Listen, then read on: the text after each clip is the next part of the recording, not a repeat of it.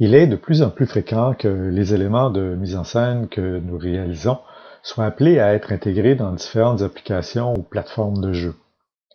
Ces technologies utilisent une variété de moteurs de rendu pour générer différents shaders qui définissent leur apparence. Afin d'être le plus efficace possible, il est préférable de définir nos teintes sur une image de texture et de limiter le nombre de matériaux.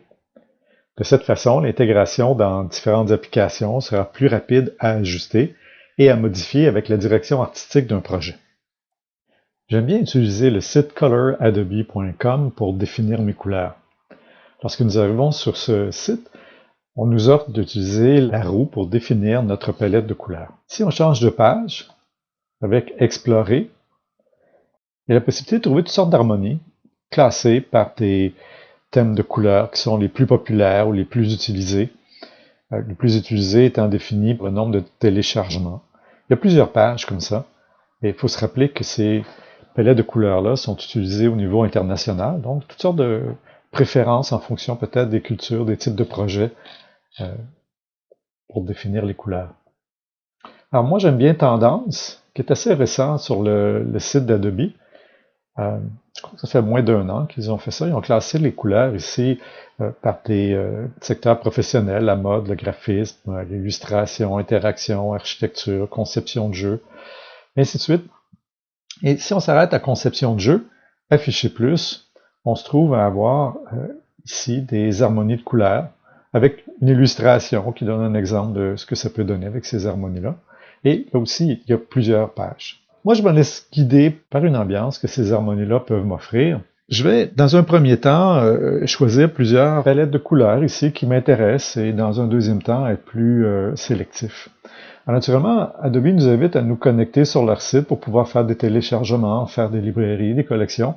Je crois qu'on n'a pas besoin d'être un membre payant pour pouvoir s'abonner à ce site Adobe actuellement. Moi, même si j'ai un compte Adobe, souvent je suis plus rapide en faisant une saisie d'écran sur une palette de couleurs qui m'intéresse. Je passe par la suite à un logiciel de traitement d'image. Actuellement, j'utilise Photoshop. Je vais créer une nouvelle image. Comme j'ai mis dans mon presse-papier la saisie d'écran, cette nouvelle image va être de la taille de ma saisie d'écran. Je vais me créer une nouvelle image. Comme mon projet est dédié à un univers interactif, je vais utiliser une image qui est un multiple de 2 à partir de 8 bits, donc 1024 par 1024, 72 pixels au pouce, ou 2048 par 2048. Je vais me débarrasser du fond blanc. Je vais peut-être avoir besoin ultérieurement d'un fond transparent. Et je vais aller chercher ici l'harmonie de couleurs qui m'intéresse pour mon projet. Alors, je fais un copier-coller dans l'espace qui est ici. L'ensemble de mon image de texture va avoir différents détails. Je pourrais avoir fait des croquis à l'avance pour planifier mon espace, ou comme dans le cas présent, je suis dans un univers d'enseignement où beaucoup de la conception se fait au fur et à mesure que le projet se développe et qu'on a des commentaires avec les personnes qui nous entourent. Les couleurs que je viens de saisir peuvent avoir quelques artefacts, donc c'est une bonne chose avant de continuer de corriger ces artefacts-là, parce que la palette de couleurs peut être appelée à être utilisée sur une très grande surface dans notre mise en scène, peut-être pour la réalité virtuelle. Alors, je prends ma pipette avec un pinceau et je vais rendre uniforme la couleur qui est dans le carré et déplacer ma sélection au carré suivant. Continuer ainsi de suite avec la pipette, harmoniser comme ça mes couleurs.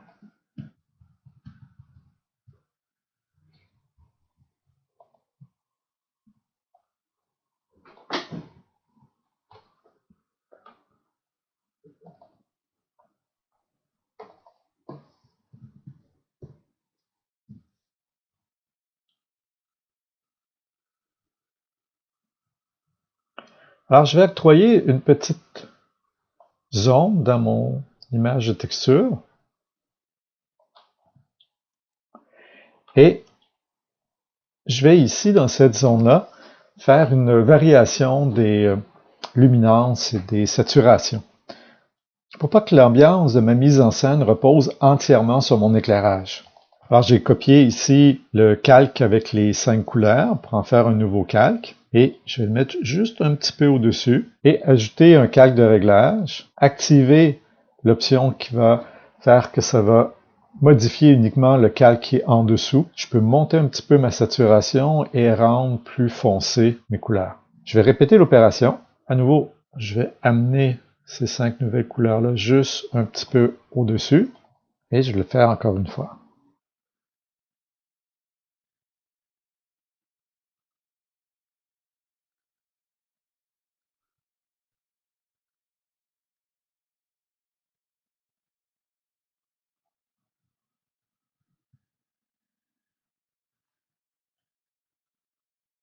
Maintenant, je vais le faire dans l'autre sens. Alors, cette fois-ci, je vais éclaircir mes couleurs. À nouveau, j'active pour que ce soit uniquement le calque en dessous qui soit affecté par ces modifications-là.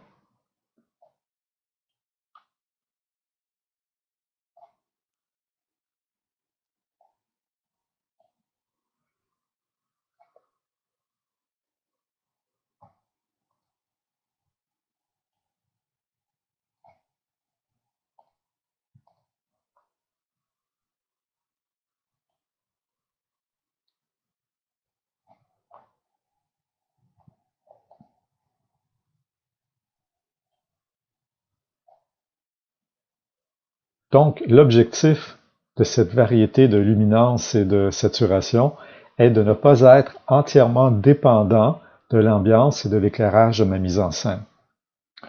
Je viens de faire un autre calque ici où je vais démarrer une variété de gris qui va m'être aussi utile. Donc une couleur neutre qui va partir d'une teinte foncée, plutôt noire ou peut-être cendrée un peu. Alors quand je prends les touches majuscules Alt et CTRL, je me trouve à dupliquer la zone sélectionnée sur mon calque. Je peux ici changer ma teinte. Je vois la nouvelle teinte juste au-dessus de ma couleur précédente. Et je vais utiliser encore mon pot de peinture. Donc, CTRL majuscule Alt. Je copie encore cette zone de mon calque. Et j'éclaircis à nouveau. Ainsi de suite. Et je peux aussi, dans la zone ici, faire un dégradé de couleur. Alors, si je prends mon outil dégradé, j'ai un noir et j'ai un blanc. Alors, si je dis que mon noir pur va partir d'ici, mon blanc pur va être ici, j'ai une variété de couleurs de cette façon-là. Alors, voici une palette de couleurs que je vais pouvoir utiliser, qui me semble harmonieuse pour l'ambiance que j'avais en tête pour mon projet. Alors, je vais sauvegarder deux versions. Naturellement, une version PSD, qui va me conserver tous mes calques séparés avec les calques de réglage, et une version séparée. Souvent, les gens vont sauvegarder par erreur une palette de couleurs de cette nature-là en format JPEG. C'est une erreur parce que le format JPEG a tendance à vouloir ajouter des artefacts dans l'uniformité de ces couleurs. Alors, comme mes carrés de couleurs sont tout petits et que je vais les agrandir sur les surfaces de ma mise en scène, ces artefacts-là peuvent provoquer des très grosses irrégularités, des grosses lignes. Alors, le format le plus approprié pour des couleurs uniformes, c'est le PNG, qu'on ait de la transparence ou qu'on n'en ait pas. Alors, avec Photoshop, je peux sauvegarder ici rapidement un PNG en changeant l'option ici en dessous, le PNG à la place du PSD. Et lorsque je serai à ma version finale, je vais plutôt utiliser ici exporter, enregistrer pour le web hérité. J'attends ma version finale parce que le processus est un peu plus long et c'est aussi à ma version finale que je vais savoir qu'est-ce que j'ai comme transparence, est-ce que je vais utiliser une trame, combien de couleurs sont nécessaires pour préserver la qualité de mon image.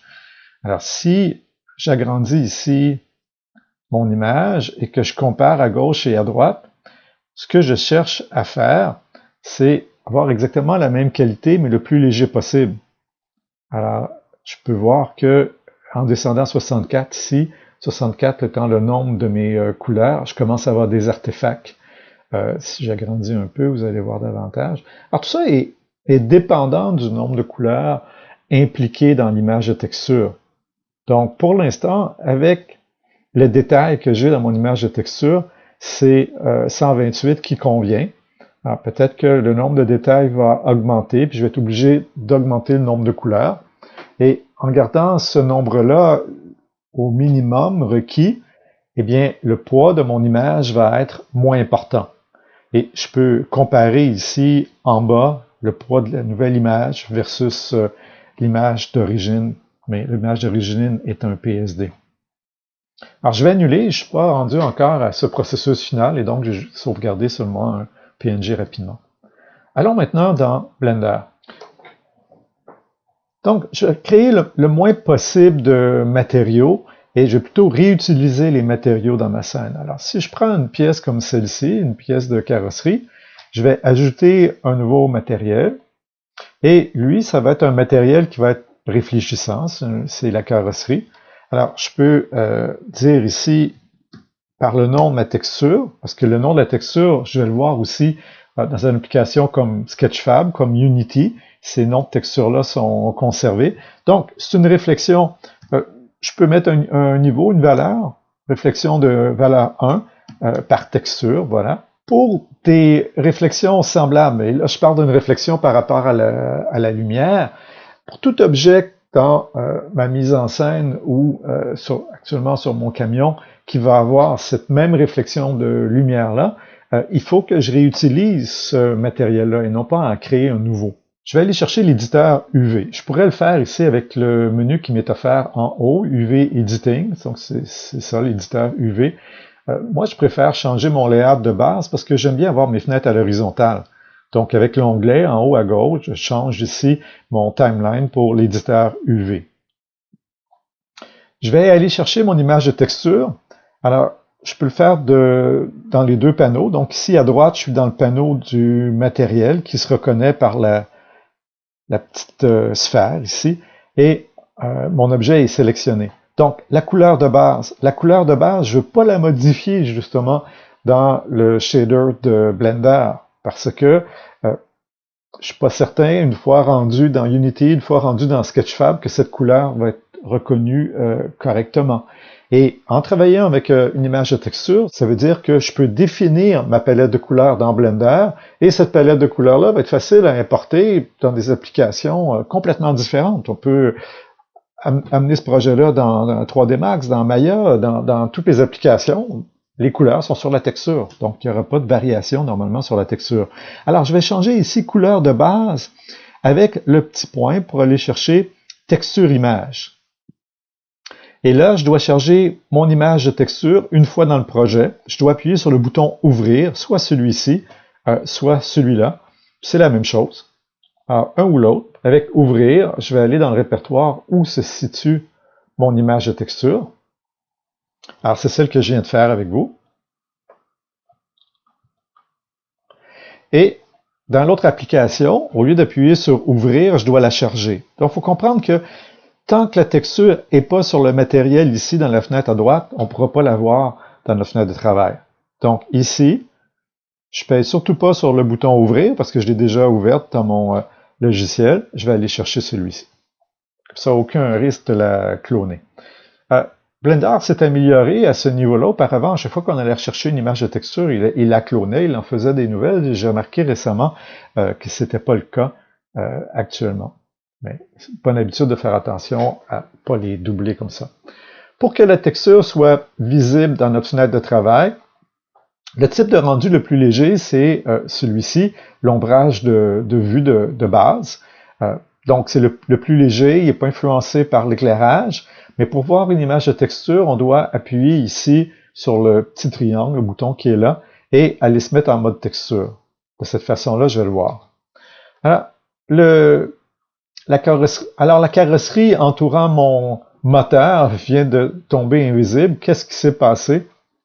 Eh bien, à l'origine, cette pièce-là a été faite à partir d'un cube qui était dans la librairie. Et le cube a déjà un dépliage UV. Alors, on va regarder le dépliage UV. Pour le voir, il faut que l'objet soit sélectionné. Je m'en vais en mode édition. Et voilà mon dépliage.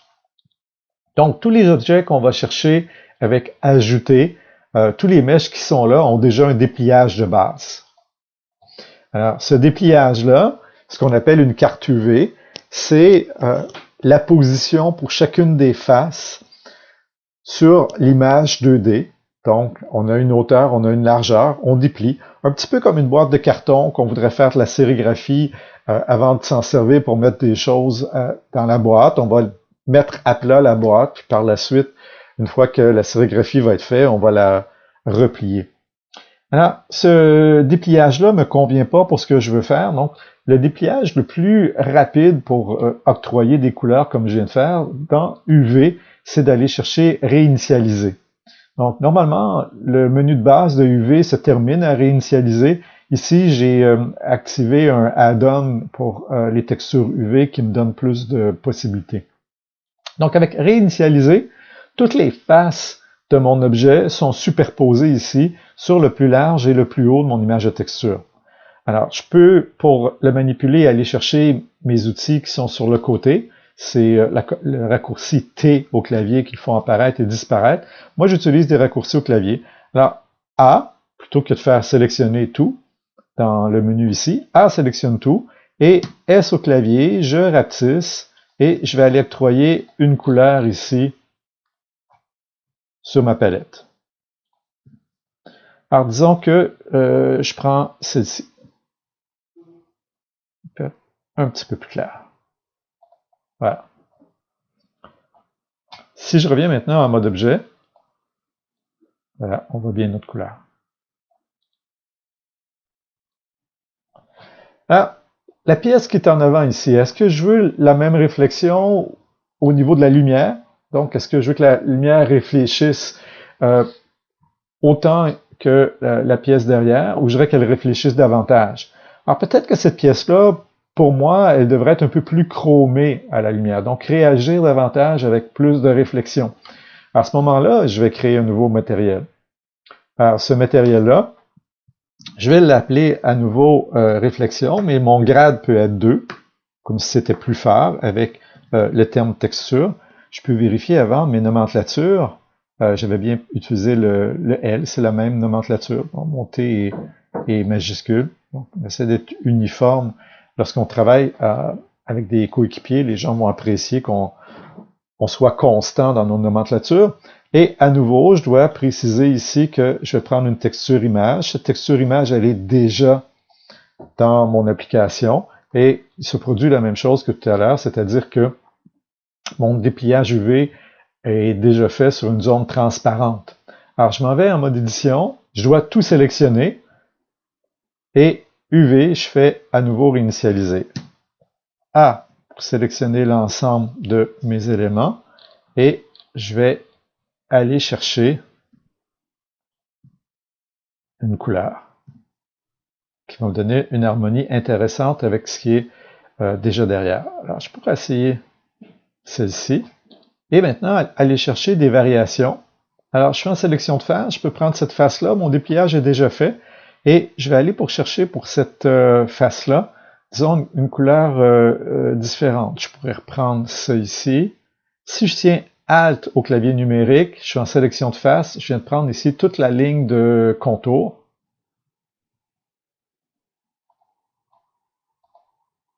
Ah, je reviens en mode objet. Je trouve mes couleurs plutôt foncées.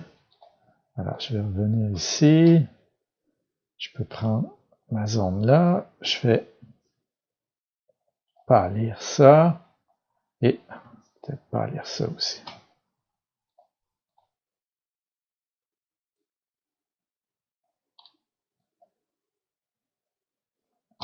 Alors, pour celle-ci, je vais utiliser celle-ci. Alors, ici, en avant, je vais pâlir aussi.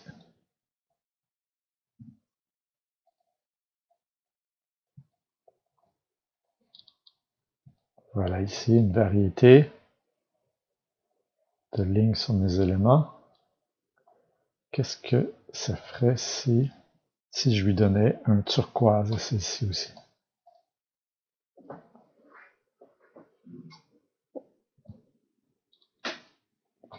Alors, par la suite, d'autres éléments comme celui-ci, et je peux en prendre plusieurs à la fois pour faire mes dépliages. Je peux aller chercher ces 4 éléments-ci.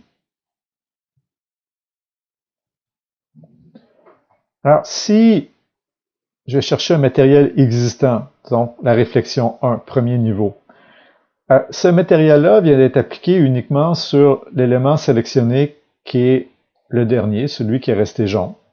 Les autres l'ont pas. Donc, on est obligé de les prendre un à un avec la version actuelle de Blender. Donc, je prends un à un, c'est les éléments-ci. Je mets le matériel. Le matériel est déjà associé à une image de texture. Et pour le dépliage, par contre, là, je peux prendre plusieurs objets. Je vais aller en mode édition. Tout sélectionner, donc A, UV, réinitialiser. Et tout sélectionner sur ma carte UV, S pour réduire, et aller porter comme ça mes couleurs sur une zone.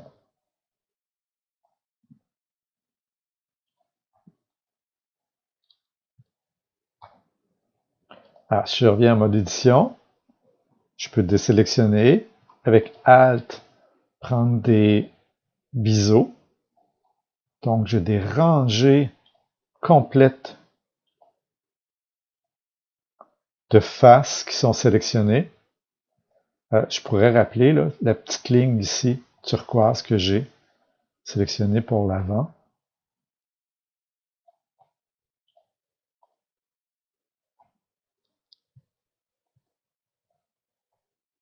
Mon banc. Je prends le premier niveau de réflexion, celui-ci aussi. Alors, ils viennent de disparaître à nouveau parce que c'était des cubes qui ont déjà un dépliage. Voilà, ici. Alors, toutes mes faces sont sélectionnées. UV, réinitialiser. A à nouveau. Je rapetisse. Et je vais aller octroyer une couleur qui devrait me donner une harmonie. Et à nouveau, pour faire une démarcation, bien lire mes formes géométriques, je vais aller chercher comme ça des petites lignes qui vont aider à découper mes formes. Donc, comme je disais tout à l'heure, l'objectif, c'est que tout ne repose pas sur l'éclairage au niveau du résultat final. Et ainsi de suite, donc, en gardant comme ça la création de nouveaux matériels le plus bas possible. Donc, je pourrais en avoir en 3 et 5, peut-être de la réflexion métallique à 2 niveaux comme je viens de faire, un troisième matériel pour des trucs comme le pneu pour que ça soit mat. Si j'ai un pare-brise, j'aurai besoin d'un matériel qui est transparent. Si jamais j'ai un miroir, je vais avoir besoin d'un matériel qui a de la réflexion. Alors, des applications comme Sketchfab, la séparation des objets se fait par les matériaux. Des applications comme Unity, la distribution des couleurs et des textures ne sera pas aussi longue que la refaire totalement parce qu'elle va avoir été faite dans Blender.